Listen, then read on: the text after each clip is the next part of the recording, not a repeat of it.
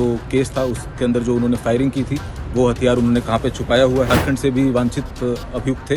वहाँ पे पाकुड़ नगर थाना के अंदर 210-25 केस उनके ऊपर रजिस्टर्ड है। जयपुर पहुँचे अपनी टीम के साथ में, तो उनके द्वारा मौके का फ़ायदा उठाते हुए उसी हथियार से फायरिंग करने की कोशिश की गई। ग्लोकॉप, glow that feels light, stay bright. NBC 24 देख रहे हैं आप और मैं आप सबके साथ स्वीटी शर्मा। पटना जिले के खुसरपुर थाना क्षेत्र में उस समय अफरा तफरी मच गई जब अचानक गोलियों की तड़तड़ाहट आवाज पूरे इलाके में गूंज उठी। बिहार पुलिस और अपराधियों के बीच हुई इस आमने सामने की मुठभेड़ ने स्थानीय निवासियों को दहशत में डाल दिया। यह एनकाउंटर कोई सामान्य मुठभेड़ नहीं बल्कि एक लंबे समय से फरार चल रहे 25,000 के इनामी अपराधी मिथुन सिंह को पकड़ने के लिए चलाया गया विशेष अभियान। और स्थानीय लोगों ने बताया कि गोलीबारी इतनी तीव्र थी कि घरों के दरवाजे खिड़कियों तक झनाझन उठे। लोग सतर्कता वश अपने घरों में छिप गए और पूरे क्षेत्र में तनाव का माहौल बन गया। पुलिस को गुप्त सूचना मिली थी कि कुख्यात अपराधी इलाके में मौजूद है और किसी बड़ी वारदात की तैयारी कर रहा है। इसी सूचना पर टीमों को रवाना किया गया और जब पुलिस मौके पर पहुंची तो अपराधियों ने फायरिंग शुरू कर दी।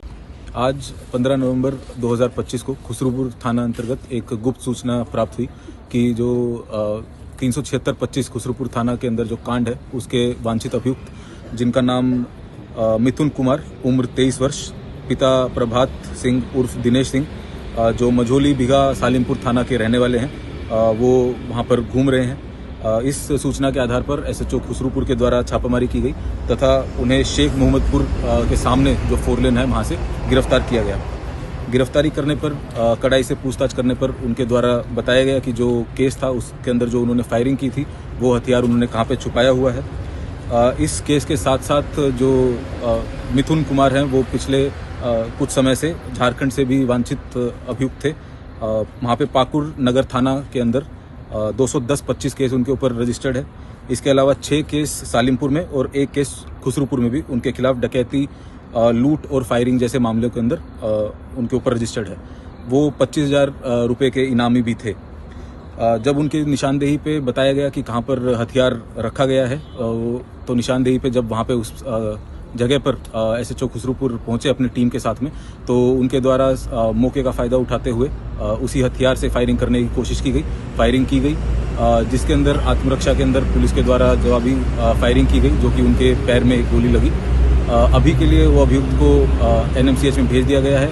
हमारी जो पुलिस की टीम की तरफ से SHO खुसरूपुर और जो स्थानीय चौकीदार थे वो भी इसके अंदर घायल हुए थे, वो भी NMCH के अंदर अभी इलाजरत हैं और इसके अंदर अग्रिम कार्रवाई की जा रही है।